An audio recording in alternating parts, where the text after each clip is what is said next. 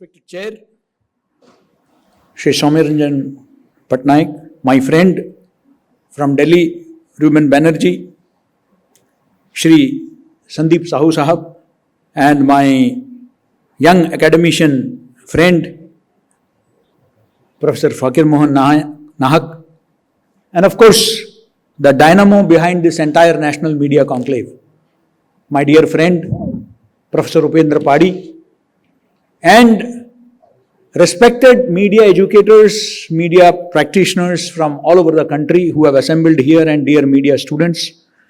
First of all, I want to salute Professor Upendra Padi, and I want all of you to join me in applauding him. You know, this is the 8th National Media Conclave. Perhaps this is the only major event of media educators anywhere in the country which has sustained. Many people tried. It lasted for 2 sessions, 3 sessions. But Professor Upendra Padi's dynamism has ensured that it has gone for 8 years, and I am sure that under his leadership and subsequently to whomsoever he hands over the baton, this National Media Conclave is going to be a permanent fixture in the media education calendar of this country. So my, heartiest greetings. I myself don't know, as Mr. Patnaik said, that I am perhaps the only person with, who doesn't have a direct Odia connection. I've never been an Odia journalist. But maybe I'm sure an intellectual like Professor Upendra Padi might have had several reasons behind inviting me. And one of them, of course, is that I'm a son-in-law of Odisha. And not just a son-in-law of Odisha, but also the son-in-law of one of the leading journalists of Samaja, Shri Arun Kumar Panda. I am his son-in-law, and late Arun Kumar Panda, he is no more there. He passed away recently. And all my family members from my wife's side are in media only, some of them are working in Samaj only and other papers. So, and maybe one of the reasons is that here you see the logo of the Indian Communication Congress. And the Indian Communication Congress, Professor Upendra Padi is the Secretary General of the Indian Communication Congress, and I happen to be the Vice President. And I must tell all the media educators who are present here that, Indian Communication Congress aspires to be what Indian History Congress has done, what Indian Science Congress has done, to be a great assembly of media educators from, all over the country to talk on issues related to Indian media and Indian media education, to serve as the beacon light. That is the objective of, the Indian Communication Congress. Later, of course, Professor Biplab Loha Chaudhary, who is the founder, he would certainly throw more light on this. And I would also like to avail this opportunity to pay my humble tributes. Only last evening, one of the leading media educators, the founder course director of the Advertising and Public Relations Department of the Indian Institute of Mass Communication, Professor Om Cheriyanan Pillai, passed away. So I wish to, and I'm sure Professor B.P. Sanjay knew him very well, and he was also my mentor and guru.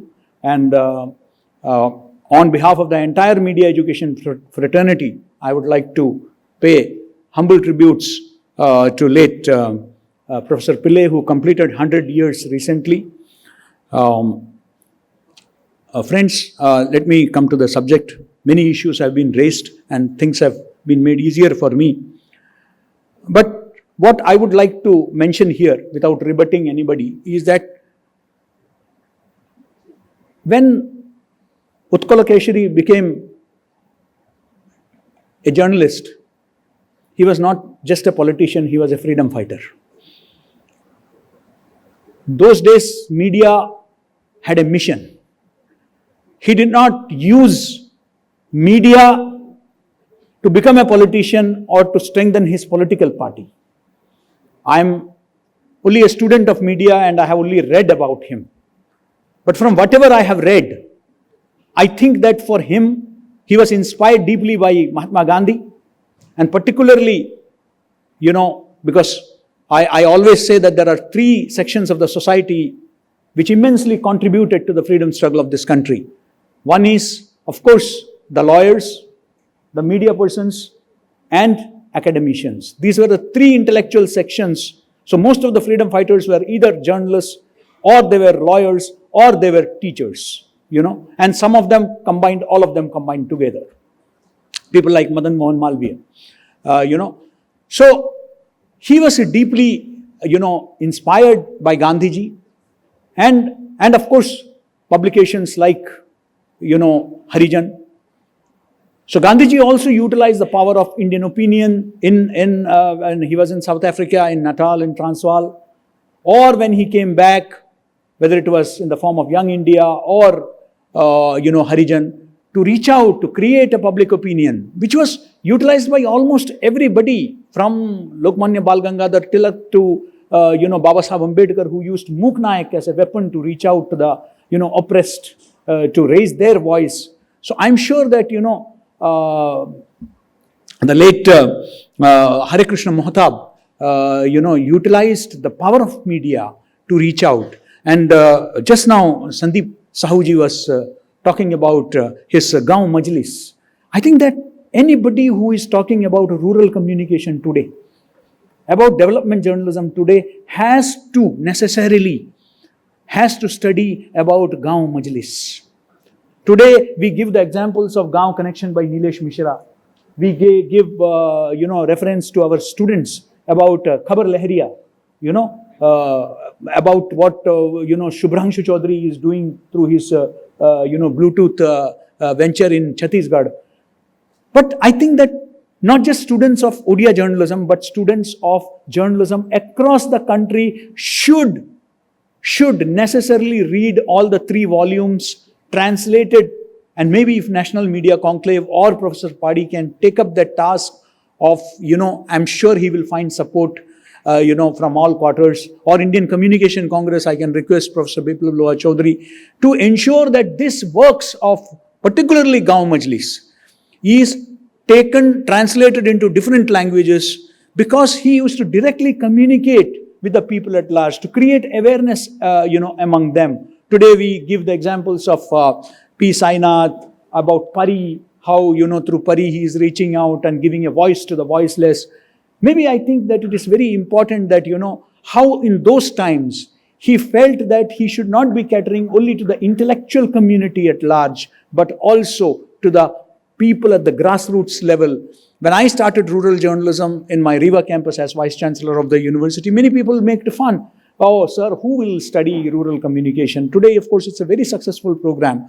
But I think that it's a very sad state of affairs. Development journalism today, yes, for some time, of course, in Indian Institute of Mass Communication, it used to be for everybody. Then subsequently, development journalism, we started teaching only students from the non-aligned developing countries. And now that course has also disappeared, from IIMC. But development journalism as a course, not just as a unit in the syllabus, but as a course, needs to be revised, reinvented, reignited, and we need to talk about it. And for that, I think that Gaon Majlis is a very powerful reference point, where we can talk about it. You see, you need not agree with everything about a particular person. I believe that let us take what is, for example, as students of communication, I don't agree with Mahatma Gandhi's views on cinema. He looked at it as evil, He looked at it as something which is not good for the society. But he just saw one film in his entire life, and that too, he sat there only for half the time, and then he walked out. And he said that this is going to have a very negative social impact. That's what he felt about cinema. It's a different thing that his life has inspired so many films, right from Richard Attenborough's Gandhi to, Munna Bhai MBBS, you can name it. So many films has been inspired by his life. But Gandhiji personally did not like cinema. So there are aspects of every individual which we do not. But there is absolutely no doubt that Mahatma Gandhi was one of the greatest communicators of all times. In fact, the most powerful communicator of 20th century.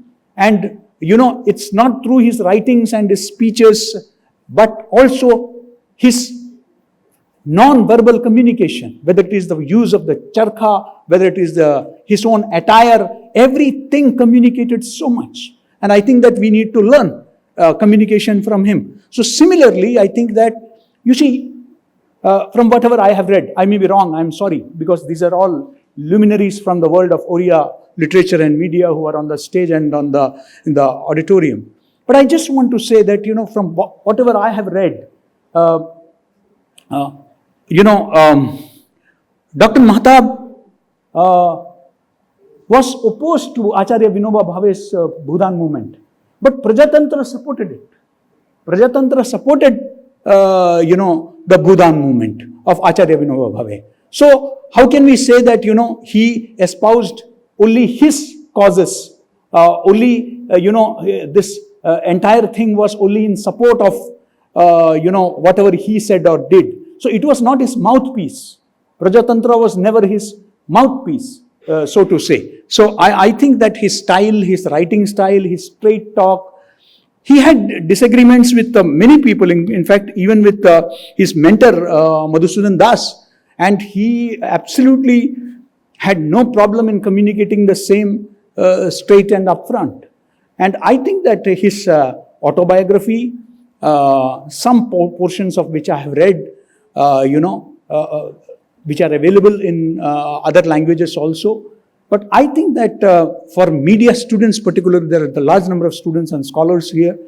I think that I would give a request, I would make an appeal to all the media educators here that if we can, when we talk about the freedom movement and the role of communicators, we talk about Mahatma Gandhi, we talk about, Lokmanya Bal Gangadhar Tilak, we talk about Baba Saheb Ambedkar. I think in the national curriculum, not just the Odia media, but also in the national curriculum of all media schools, we should have a chapter devoted to Dr. Hare Krishna, Mahtab. I think that is a recommendation that should strongly go from this august audience, that his life and works are very important, which need to be studied, how somebody can be. And I really don't know, when I read about his life, when I think that how can somebody be, if not a superhuman, do so many things together, historian, somebody who translated Valmiki Ramayana and the Bhagavad Gita into Odia, somebody who was a translator, who was a writer, who was a historian. I think he was a genius par excellence, apart from being, of course, a great politician, which he was, a great integrator, the Sardar Patel of Odisha, the great developer of modern Odisha from Hirakud to, all the steel plants. So I think that this is amazing, remarkable personality that he was. And I'm glad that Professor Upendra Padi thought it prudent to include this aspect of his life as a communicator while celebrating the 125th birth anniversary of Dr. Mahtab at this very august forum. My compliments, and I'm sure that, we will be discussing about it. Today there is a paucity of time, so I don't want to take much of your time, and we are all coming closer to lunchtime. So thank you so much for inviting me, being part of this. Let's hope that we will take this message forward. Thank you. Jai Hind, Jai Bharat.